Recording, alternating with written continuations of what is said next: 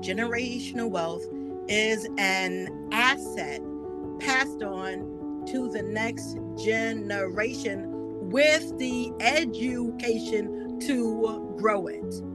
Generational poverty is passing on that asset without the education to grow it. Welcome to Women Leaders on the Move. I'm your host, Natalie Benamou, and every week I bring you inspirational stories and insights from women that help inspire you to think about ways you can add an impact, which we're going to be talking about today, as well as ways that you can find your path forward in the arc of your career, make pivots to purpose, and really find joy in your life.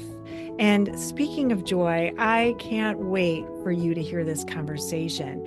As the founder of Her C-Suite, where we bring women to meet, engage, and thrive in meaningful ways, I had the opportunity to meet Ruby Taylor through Her C-Suite, through a program that we hosted for women. And thanks to my friend Holly Corbett, who introduced us, I was so inspired by the incredible impact that our guest today is having. I can't wait for you to hear about Ruby SunShine Taylor. She is the visionary founder of Financial Joy School, dedicated to closing the wealth gap through empowering Black, Brown, and disabled families.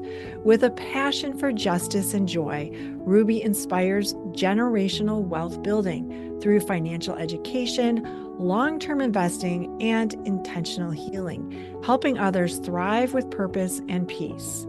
She has incredible things that she has done, including creating an impact for already 30,000 individuals and families. Imagine that incredible impact that she is having with the programs that she does with her legacy card game and also her engaging financial education.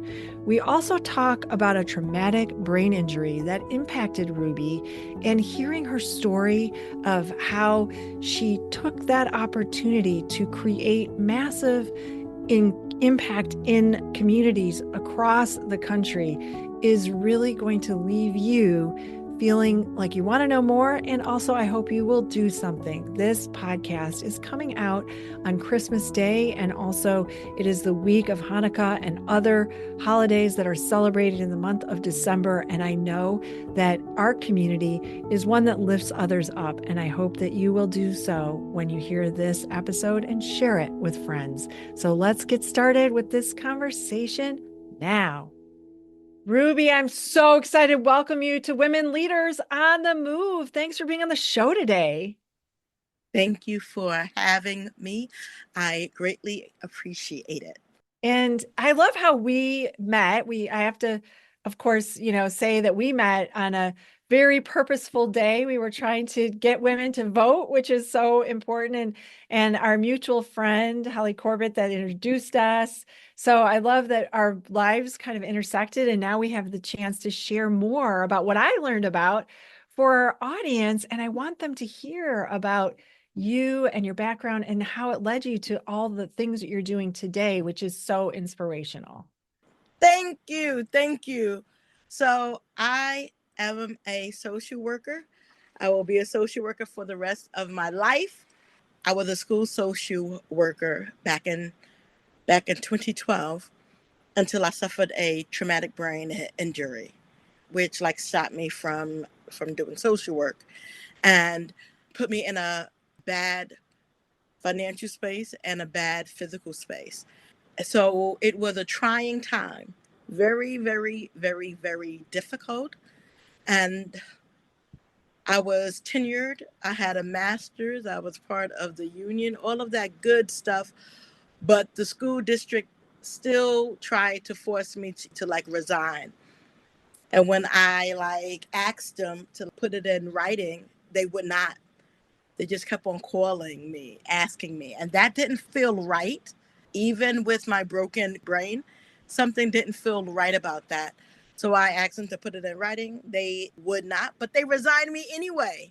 which like stopped them from paying me short-term disability. And the more that I pushed back, the more that they would raise my Cobra fee to a point that I could not afford it. They raised it $5,700 that I had paid them up front. It was just a difficult season. But I do believe that nice people finish first. I don't care what the world says. I don't care what anybody says. Nice people finish first. We will lose battles. We will never lose the war. And so, because of all of the love that I gave out to my students, their parents loved on me when I could no longer work. They would come and get me, take me to the doctor, take me to the grocery store, cook, they take me out to lunch. They was just godsend. I thank God for Renee and Melissa. It was two separate parents who really poured into my life at a very, very difficult time. During one of those luncheons, I was complaining about on the verge of losing my condo. And Renee said, that should never be. Where are your investments? Where is your savings? You made enough money, need to be fine. Because they publicize our salary every year in the paper, right? Oh, Pennsylvania. And so I said, I have none of that. And she was like, Ruby, you are not supposed to spend your last dime. Words that I live by today. It doesn't matter what it is. I just won't do it. But I wasn't spending it. I was giving my money away. Every single extra cent that I had, I either gave it to my family or gave it to my students. And so we have to know not only should you not overly spend, you also should not overly give. And like, I don't think people talk about that enough, especially during this holiday season. Your presence is more than enough. That is the biggest present we can give is our time. We have to be enough. And so like I was giving and because I wanted to save the world and I realized I cannot do that. That isn't my job. My what is a job is to like support people, encourage, inspire, but not to save. But that's how I was in a poor financial situation when I could no longer work. So Renee was like, don't spend your last dime. My husband and I, we are long-term investors. We're going to educate you so you will never be in this position again. And that's exactly what they did. Once I got back on my feet, I like began to invest. And then I saw my money grow and I thought that was super duper dope. If I can do this on a broken brain, what more can other people do? So then I began to educate my family to build generational wealth for the next generation. Some people took me up on that offer, some people didn't. Then I read a statistic that stated by the year 2053, the median net worth for Black people was going to be zero. And for Hispanics, it was going to take an extra 20 years. And I'm 2073. And this research was done in 2017. But because of COVID, it has sped it up. So now it's 3 years shorter. Now it's 2050 and I'm 2070. I'm like, what can I do to make a difference so that we can begin to chip away at the wealth gap? And it was to change the narrative, to let people know no matter your income, you can build generational wealth. Because I was a social worker, I like created a game because I love to play games with my students, clients, families.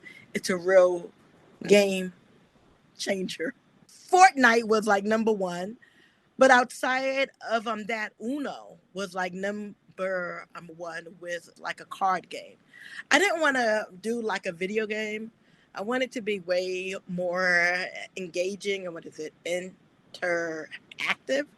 And I felt that a card game had those types of qualities versus a video game. And so we created a pick and play generational wealth building game called Legacy. So now I'm not only a social worker, but I am a financial equalizer. So many things are coming to mind, and I know that the impact has already been so big that you've made since you started this. How many people have you impacted for our audience so far in this process? It's close to 30,000 people. Unbelievable. I mean, 30,000 people. We're knocking on it. Yep. Yeah, that is just, I mean, that's like a stadium. I mean, if that's a city, I think people hear that number and they're like, yeah, right. That you can't visualize, but if you start putting it in like a city, a stadium, that's a lot of people that you've already impacted. And has there been a story that really stuck out to you of seeing that transformation for when an individual or a family started doing this? Most recently, back in the fall, one of the participants are like family members that I like to call people who would use legacy or like financial joy in school. I like to call them family. One of them wrote in to me and she said, for the first time, I see my value. I have been making money for what?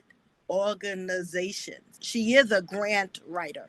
And then she would have said, but I never felt that I could be making money for myself and building generational wealth until Financial Joy School.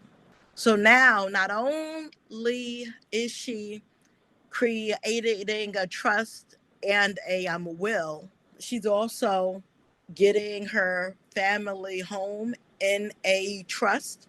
And what is it? Also beginning her long term investing journey and like started her own business on the side as a grant writer to basically help her children's future. And to me, that is why no matter the obstacles, we just keep on pushing. It doesn't matter what the obstacles are because we have many, and anybody within the entrepreneurial space knows that this journey is a difficult one, but it's so much fun.